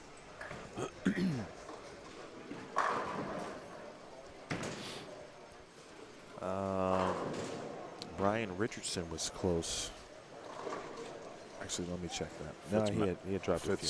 Fitz Magic down there got the first one in the 10th. It's Magic. So he's at least into the 240s. D-Ron. There's That's a good one. 10. All right, so what about Brian? Where did Brian Hare get to? Or which way did he go? He's still bowling. Boy, it's going to be close. Mm-hmm. A few people that were in a little bit of trouble here. This is an important strike. All things considered, we obviously don't have all the info, but for D-Ron's sake, just even to stay in front of Ari, he needs the strike. That's pretty good. Eddie V, that's pretty good too. Eddie V looking at 270. All right, so Van Daniker was just outside the number. He was 1 out. And Fitzmagic down there is got the second hit, so he's now in the 250s. Boy, GT2 might be in a little bit of trouble. It was like Fitz, D-Ron, GT2, Brian Hare, Josh Anthony. That was 20 through 24th. Wow. All separated by 16 pins. D-Ron with the pitch. 10 back. That was huge. He stays in front of Ari Wilson. Okay.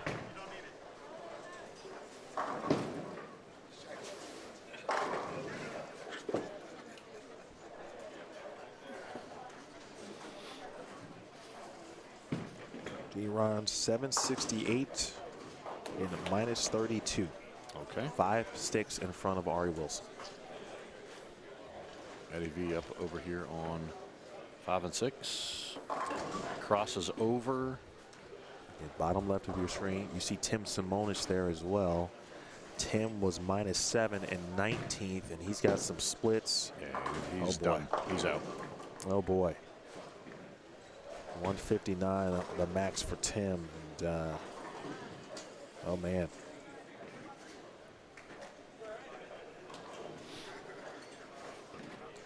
Tim can only get to 752. That's with all 3 in the 10th, and of course that puts him behind Ari and D-Ron.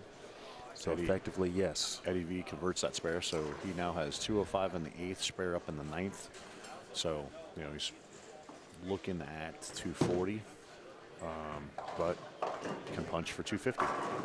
Now, quietly over here, Brian Wall shot 215 on 11 and 12, and that gets him to 779.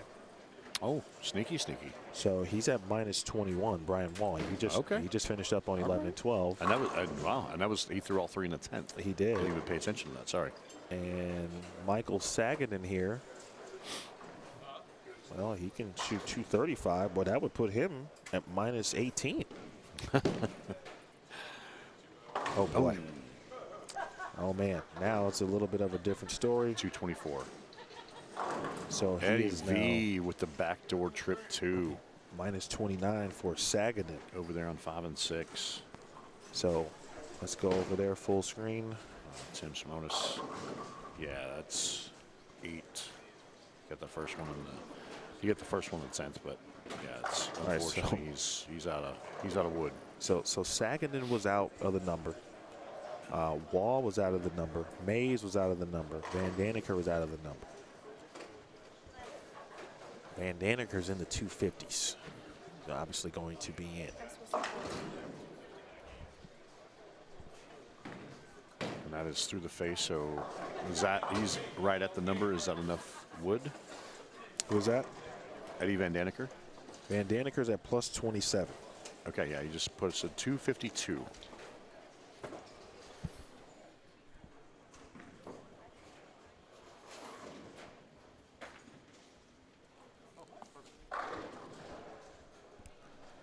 Okay. Boy. Ooh. And so Shauna was that was a messenger from Carl and Theo. They're going to bowl on the burn. Oh. Okay. So we are not going to catch fresh. We'll get into these matches. It's going to be what we have. Okay. That did not. That's important information. Mm-hmm. I thought we were running them. So maybe it's one of those things that they just thought about. Obviously, that's going to get us done faster. Well, it also, I could have just missed that this morning. Yeah, we were going over a did. lot of stuff. Yep. For later. And in a the lot finals. just happened in the last 5 minutes. So that certainly could have been my mistake. I apologize if it was. With the ups and downs and everything in between, yeah, it's going to be interesting to see where this number falls. Well, Gabe Alvarez, I mean, Gabe is trying to play the game like Saw. Do you want to play a game? Okay, so we were waiting for Eddie to get so he doesn't have 250 yet. He had to wait for pins to be respotted. Oh, okay. All so right. he's got 240 though. This is a big shot Gabe, for Alvarez. That sounded like 10. Listen, if he throws all three, which he got the first one obviously, that would put him to minus 11. Whew. This is where the fun is at. All right, so Van Daniker, let me take that away. He's now plus 16. Van Daniker plus 16. Gabe Alvarez. Blows on the left hand. Here's the windup and the pitch. Oh. Best he can do is 235. I would put him at 777. He could get to minus 23. He makes the spare. He's at minus 23. That's what he just did. 235. We still got some bowling going down on the high end. Looks like, what is that down there? Is that 23 and 24? Looks like we're waiting for some pins to be respotted maybe, because it looks like Eileen's on that pair waiting patiently. And it looks like we got some bowling still going too down on 31 and 32. And that was important. Eileen was second out of the number. Really? Yeah. I wish I had. I mean, I know my eyes are better than It's some. okay. I'm going to go walk down there. Yeah, you got it. So, folks, we're going to wait for some official results. Emil, we were just kind of grabbing the numbers we could see here around us, and wow, was there a lot of movement just from here in our viewing area. And again, we don't know what's cracking down there on the high end. Emil just ran down there to take some notes, jot some scores down. Again, I believe he said Eileen was just around the number, I think. So we'll see how this shakes out.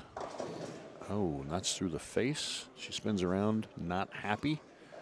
And I don't know if that is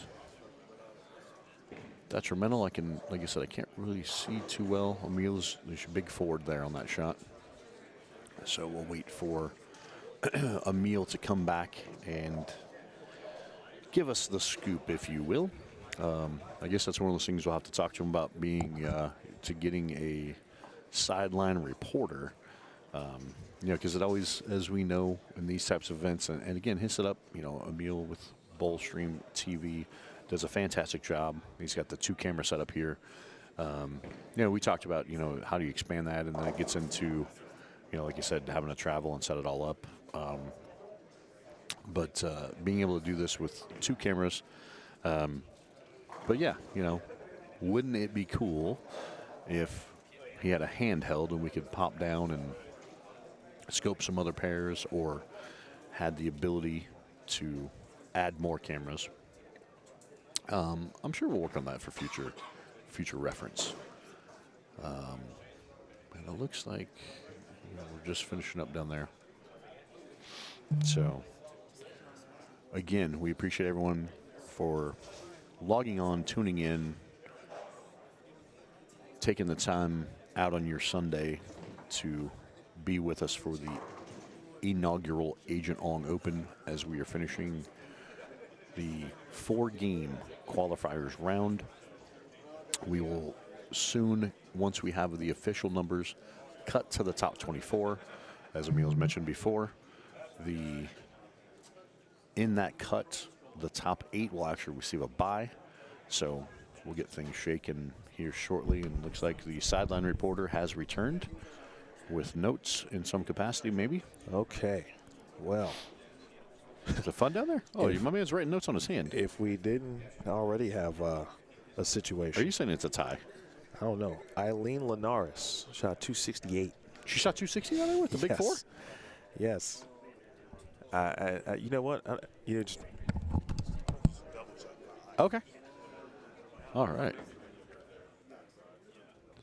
So, like I said, the shot, she was waiting to see something was happening with scoring or something, and I could see that she big forward. And Emil was down there, like I said. My man's got notes scribbled all over his hand like he's in high school. So we'll find out here shortly, momentarily. 264 with the big 4 on the field. 264 with the big 4. Okay. Wow. So,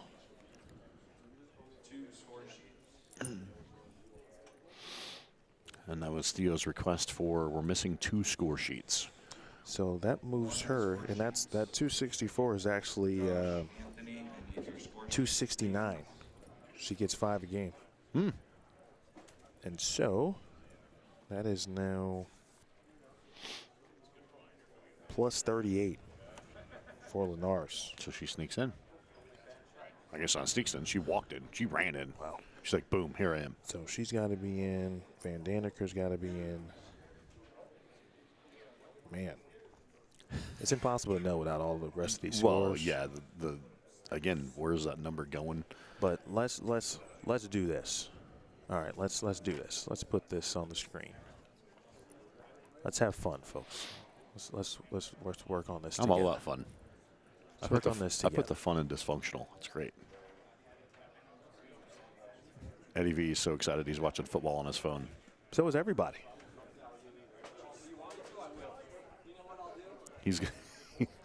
He's watching football and he's shaking his head. Let's see what Eddie V's got to say for us.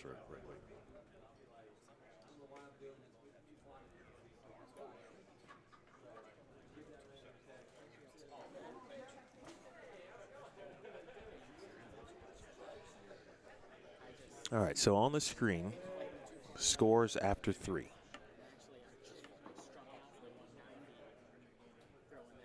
So, of those players, just going down the list,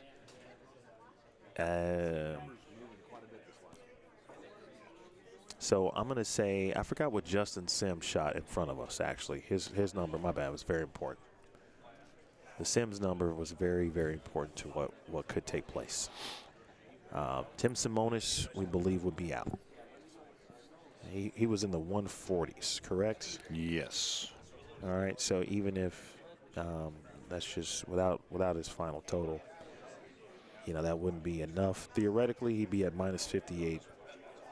So Tim is more than likely out. Fitz got to 260, 70, whatever it was, I think 50.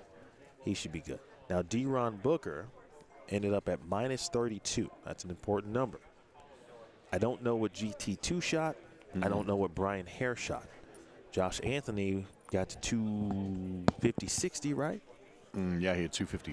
250, so he's going to be theoretically in. Let's just give him 250. And Eddie had, what, 240 that game? He's at least at plus 25. Van Daneker's at plus 16.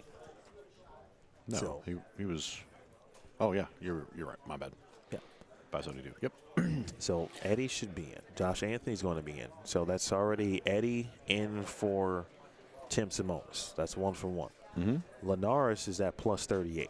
So she's going to bump someone, more than likely. We don't know if it's Deron. We don't know if it's GT2 or someone else sneakily. Maybe someone shot 130. We don't Who know knows? about. Chris Mays probably going to bump somebody. Final 24. And it doesn't matter because now we know. Your 1 seed at plus 227, Matt Zweig. How about Your that? 2 seed at plus 178, Alec Keplinger. Your 3 seed at plus 79, Adrian Hare. 4 seed plus 70, Brian Halen. 5 seed plus 66, Cortez Schenk. 6 seed plus 52, Kyle Abbas. 7 seed plus 50, Anthony Simonson. Your 8 seed plus 49, Robert Smith. Those 8 players all have a 1-round bye. Your first round, your 9 seed at plus 46. It was a tie with Davis Rubiano and Michael Fitzgerald. Ties are broken for seeding by high games, so David is your 9 seed, Fitzgerald is your 10 seed. Your 11 seed at plus 18, Eileen Linares. 12 seed Eileen's plus 38. Grab the pins. Andrew Kane is your 12 seed at plus 32. Keith Dahmer, your 13 seed at plus 30. 14 seed at plus 27, Christopher Mays. 15 seed at plus 23, Josh Anthony. 16 at plus 21, Briley Huff. 17 at plus 17, Brianna Cote. 18 at 16, Eddie Van Daneker.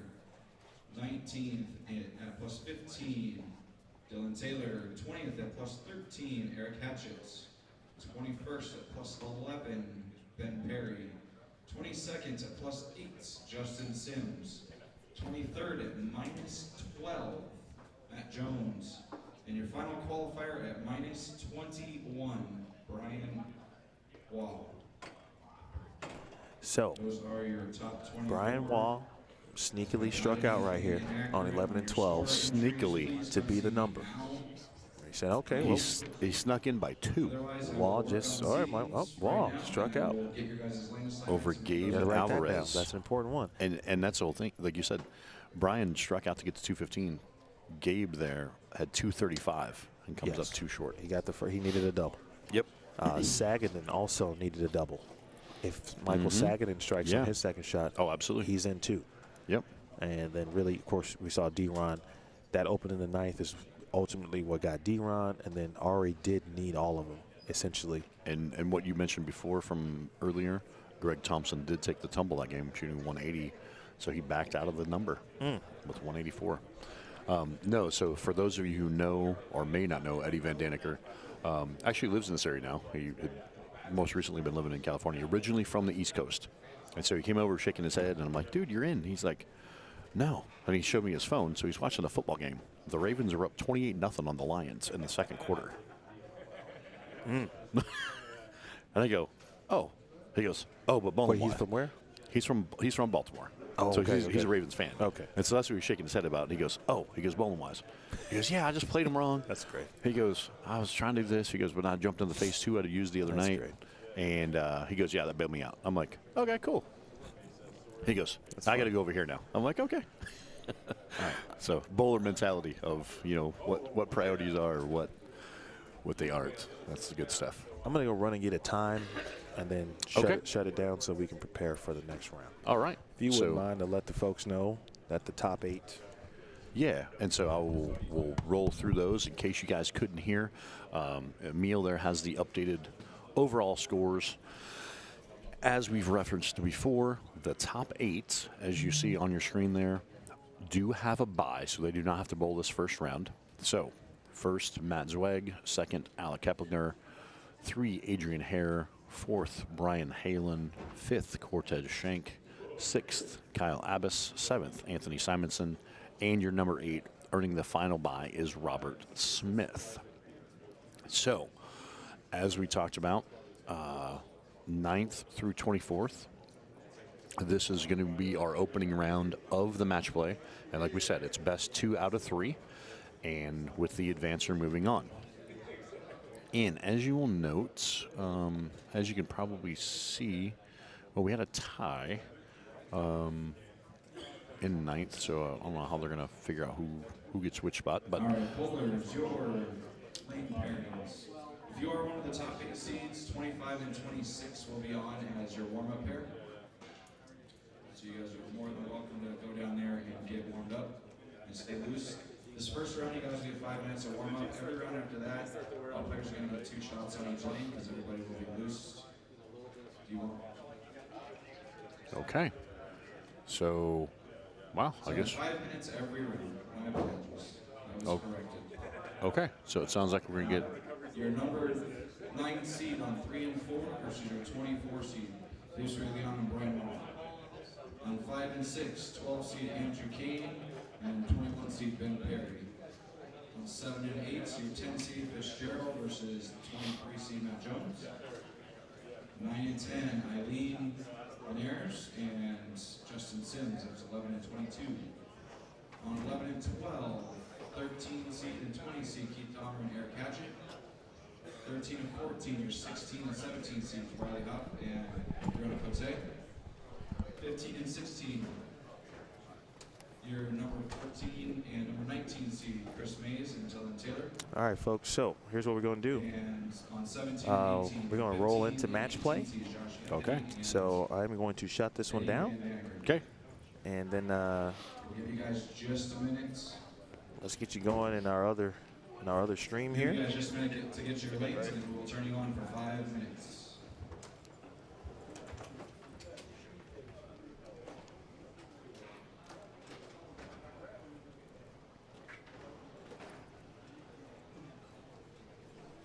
All right, there's the match play link. We just dropped that in the chat. So I'm going to shut it down here and meet you over in the match play event link. And that will be our stream, of course, until the finals here this afternoon. So for Roto Schlim, Carl Ong, my name is Emil Williams Jr., Team Agent Ong, my home group, Brightside Catering, Mark Powell, Travel 24/7, WeSpeakWifi, Unwind Wellness Redefined. Match play next here on Bowlstream TV.